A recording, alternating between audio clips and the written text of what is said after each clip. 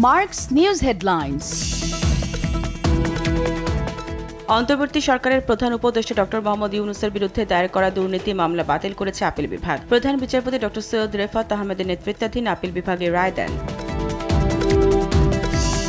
বাংলাদেশের জন্য তরল প্রাকৃতিক গ্যাস এলএনজি সরবরাহের জন্য সম্প্রতি মেয়াদোত্তীর্ণ সমঝোতা স্মারক নবায়ন করতে সম্মত হয়েছে কাতার। পাশাপাশি বাংলাদেশে প্রস্তাবিত এলএনজি টার্মিনালের জন্য কারিগরি কাজ এগিয়ে নিতে চায় দেশটি।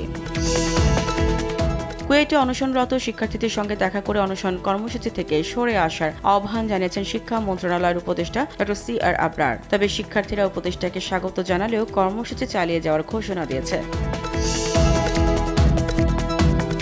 যে সংস্কার জাতির জন্য বিপদ ডেকে আনবে সেই সংস্কার দরকার নেই, এমন মন্তব্য করলেন বিএনপির স্থায়ী কমিটির সদস্য মির্জা আব্বাস। বললেন, শুধু জাতির কল্যাণেই সংস্কার চায় বিএনপি।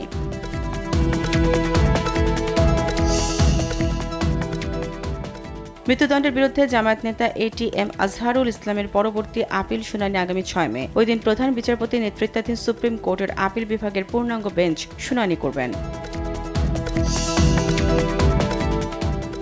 কুমিল্লার বুড়িচং উপজেলার মাধবপুরে ট্রেনে কাটা পড়ে 3 যুবক নিহত হয়েছে। ভোরে এই ঘটনা ঘটে। নিহতদের পরিচয় জানা যায়নি। ঢাকা থেকে চট্টগ্রামগামী লাইনে 3 যুবক ট্রেনে কাটা পড়ে মারা গেছে।